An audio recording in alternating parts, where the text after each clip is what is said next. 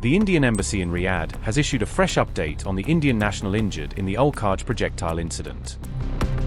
The embassy's clarification came after Saudi authorities initially reported that 2 foreign nationals were killed and 12 were injured. Not just in Saudi Arabia, anxiety is growing across Arab allies of the US as Iran's fury intensifies. First of all, our message to the Iranian, they have to stop the attacks right away. It should stop instantly. The Indian embassy in Riyadh said on March 9th that no Indian national was killed in Saudi Arabia, clarifying earlier reports after projectile hit a residential area in Al Kharj.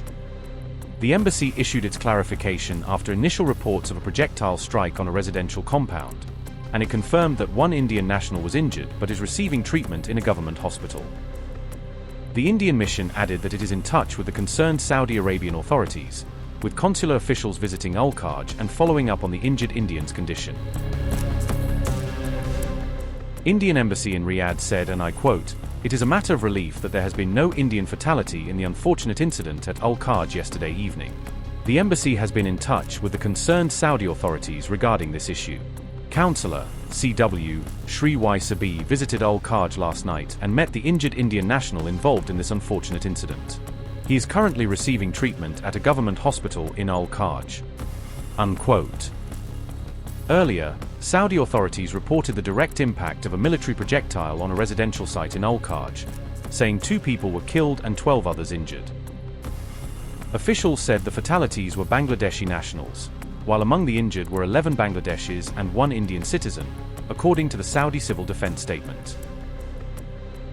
Directorate of Saudi Civil Defense said, and I quote, "Following up on the initial statement regarding the direct fall of a military projectile on a residential site in Al Kharj Governorate and after completing all final procedures, it has been determined that the 2 fatalities are of Bangladeshi nationality, 11 injured persons of Bangladeshi nationality, and 1 injured person of Indian nationality." Unquote.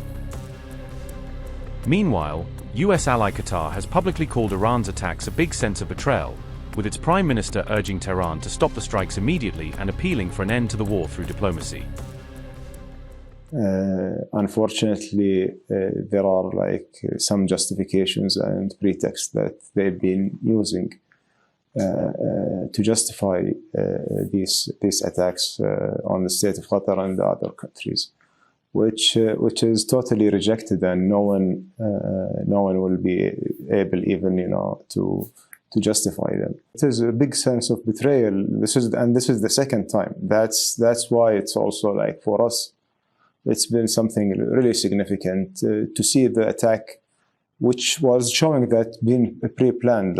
Once the war started, just maybe an hour after the start of the war, Qatar and the other Gulf countries being attacked right away. And all of us before this war, and repeatedly we've been saying and repeating that we are not going to take part of any attacks or any wars against our neighbors. We would like to see a peaceful neighborhood. We were helping Iran and the United States in reaching diplomatic solutions. But this miscalculation by the Iranians to attack the Gulf countries has destroyed everything. We would be like the glimpse of hope to bring some diplomatic solutions to the current conflict, and to be, to be attacked by one of the parties of that conflict. We will prioritize, of course, defending our country and making sure that our people's lives goes normally, and they, as much as possible, they don't feel these threats coming to our countries. First of all, our message to the Iranian, they have to stop the attacks right away. It should stop instantly. What happened is really a huge shakeup for the trust in the relationship that we have with Iran.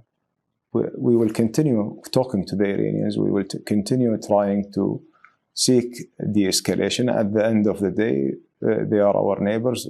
It's a destiny.